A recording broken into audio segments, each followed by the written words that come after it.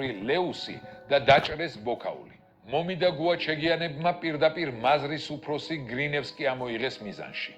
მას გარდაუვალი სიკვდილი ელოდა, მაგრამ რატომღაც თავი გამოიდო კალის მამასახლისმა მარგველანმა.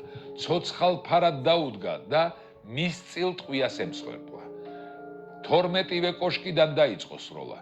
დაიღუპა 2 კაცი, ხოლო 9 დაიჭრა. ხალდელები კი მამა-პაპათა კოშკებმა საიმედოდ დაიცვეს. შეღამებისას რუსთა რაზმმა ლალხორალში გადაინაცვლა. გრინევსკი ჩეგიანების თოფს კი გადაურჩა, მაგრამ იმ ღამეს გასვიანების შურისძიებას ემსხვერპლა. გრინევსკიმ, დაჭრილმა მიქელაძემ, ექიმა ბელსკიმ, ბაქრაძემ, ასათიანმა და დევლეთ პირველმა სოფლის აღმოსავლეთით მდებარე ესპინე ჯოხაძის ოჯახში აფარეს თავი. სწორედ აქ ღამით ემსხვერპლნენ მესისხლეთა რისხვას. ამ შურისძიების მოთავენი ყოფილან ხიშტებზე აგებული გეგი და გერგ გასვიანების ძმა ბუღა გასვიანი და მათი ბიძაშვილი ჩოფა გასვიანი.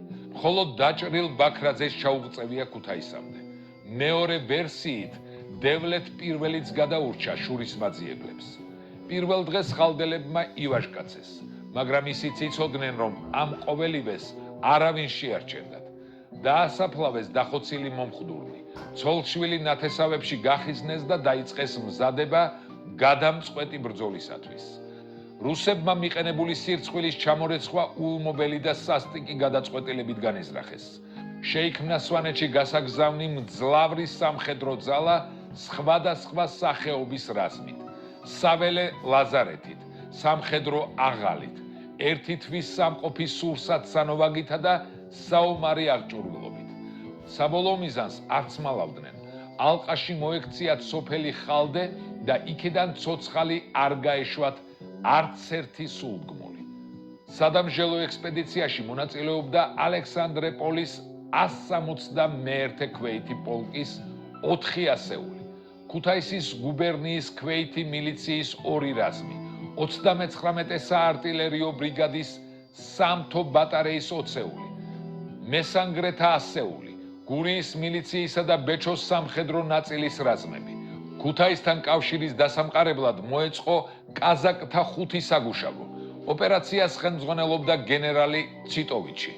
გზა ქვემო სვანეთის გავლით არჩიეს. ქუთაისიდან 12 აგვისტოს ჩოლურს მიაღწიეს. 19 აგვისტოს ლაპტარის უღელტეხილი გადალახეს და ასე მიადგნენ ხალდეს სანახებს, სადაც თავად თენგიზ დადეშკელიანის მიერ მთავრობის დასახმარებლად გამოყვანილი რაზმი დახვდათ. 20 აგვისტოსთვის განლაგდნენ სოფლის პირდაპირ იმ ადგილას, რომელიც მიჯვრიშის სახელით არის ცნობილი. ეს იყო სტრატეგიული ადგილი, საიდანაც ხელის გულივით ჩანდა მთელი სოფელი. სწორედ აქ მოაწყვეს დამპყრობლებმა საარტილერიო მოედანი სამთო ქვემეხებისათვის. ალყის მოწყობა საბრძოლო ტაქტიკის ყველა წესის დაცვით მიმდინარეობდა. საფარის ზღუდეების, სანგრების, თხრილების ჩათვლით. ბრძოლის დაწყების წინ მტერმა ხალდელებს მოციქულები გაუგზავნა და დანებება მოსთხოვა. სოფელმა ულტიმატუმი არ მიიღო და ულმობელი ბრძოლაც დაიწყო. სწორედ ამ დღეებში ხალხში იშვა სვანური, საგმირო ჰეროიკული ფერხული სიმღერა გაულგავხე. მტერი ხალდეს 3 მხრიდან უტევდა. სამხრეთიდან მიჯვრიშ ლამარიას მხრიდან 6 ქვემეხით, დასავლეთიდან იფრალის, კრაბზაგარის, ვარიაშის გზით და აღმოსავლეთიდან. პირველი ცეცხლის წვიმა ხალდელებს 21 აგვისტოს დაატყდათ თავს, თუმცა მტერი ვერას გახდა. მომდევნო დღეს ხალდელებმა კვლავ საპასუხო ცეცხლი გახსნეს. ამჯერად მიზანში საარტილერიო ბატარეა მოიღეს. ერთ-ერთი კოშკიდან გასროლა მიზანს მიაღწია და ტყვია მეზარბაზნეს მოხვდა. ხალდელებმა გადაწყვიტეს როგორმე ქვემეხები გამოეყვანათ მწყობრიდან. გამოიყო კიდეც თავდადებულთა ჯგუფი, გურმაჩ კაციანე და ბადრი გასვიანების, ჩარგაზ და ჯოხან ჯოხაძეებისა და გიორგი ჩოფლიანის შემადგენლობით. მათ მოახერხეს შეუმჩნევლად და მოულოდნელად თავს დასხმოდნენ მოძალადეთა შუაგულს. სიცოცხლეს გამოასალმეს 3 მებრძოლი, ხოლო 4 დაჭრეს. მაგრამ სამწუხაროდ მწყობრიდან ვერ გამოიყვანეს მთავარი მტერი, ქვემეხები. ქვემეხების ცეცხლში იყო გახვეული ხალდე 23 აგვისტოსაც. დღის ბოლოს მოხუცებისა და ქალების ერთმა ნაწილმა დატოვა სოფელი. ალყა უფრო და უფრო ვიწროვდებოდა. გადამწყვეტ იერიშზე მომხდურნი 26 აგვისტოს გადავიდნენ.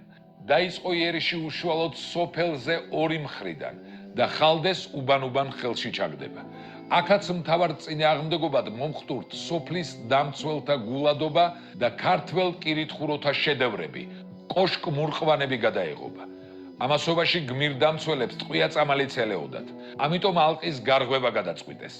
ერთმა ნაწილმა სასწაულებრივად მოახერხა კიდეც ეს. კოშკების ასაფეთქებლად საგანგებო ღონისძიებებს მეორე დღეს მიმართეს. ორი კოშკი შიგნიდან გამოწვეს. ერთ ნაწილს ძირში მიაყარეს მოჭრელი მორები. ცეცხლი ააბრიალეს და კედლები დაუსუსტეს. მეორე ნაწილს 4-ვე კედლიდან ძირში დენთი და ლაღუმი შეულაგეს და ისი ააფეთქეს. ყველაზე დიდი კოშკი გეგი და ბადრი გასვიანებისა ყოფილა. გამაყრუებელი ხმაურით აფეთქებულა ლაღუმი. საოცარია, მაგრამ კოშკის ზღუდე კედლებს ვერაფერი დააკლო აფეთქების სიმძლავრემ და როგორც მედგარი კაცი ისე წაქცეულა კედლებ დაუბზარავი მურყვამი. გმირი კოშკის ბედი გმირმა გასვიანებმაც გაიზიარეს და ვაჟკაცურად შეაკვდნენ მტერს. სოფელს ნაწილ-ნაწილ თავდაღწეულმა ხალდელებმა მყინვარებს შეაფარეს თავი. მათ სვანებმა კოჟამშტავალ, ანუ კლდის მერცხლები უწოდეს. ხოლო დიდმა გალაქტიონმა ასე უმღერა კლდეს შეფარებულ გმირებს. რა გინდათ მთაში, რას ერჩით მერცხლებს. თენგიზ დადეშქელიანის რაზმა მყინვარებში მიამწყვდია ხალდელი ცხრა-ვაჟკაცი. გამოსავალი აღარ იყო. მაშინ თანამოძმეებისთვის მიუმართავს გოგი დათასძე ჩეგიანს. მაინც ვიღუპებით, უკანასკნელად გავთბეთ და გავარღვიოთ ალყაო. მუჯირები რკინაწამოცმული ხე მთაში სასიარულოდ დატეხეს და ცეცხლი იმით აანთეს. ცოტა გამთბარან, სიცოცხლის ნიშატი დაბრუნებიათ გათოშილებს და ალყა გაურღვევიათ. იქ მულახელები მდგარან და გამოუტარებიათ თანამოძმენი. დადეშქელიანს კი კალელებისთვის დაუბრალებია აჯანყებულთა გაქცევა და ისინი დაუშია. მეფის მთავრობამ კვლავ ვერაგობას მიმართა. დევნილთა ცოლშვილი შეუპყრიათ და მათი დახოცვით იმუქრებოდნენ. დადეშქელიანს მაინც არ ჩაბარებია. ჩამოსულან ქუთაისში, სხვა ვერსიით ლენტეხში, გუბერნატორთან.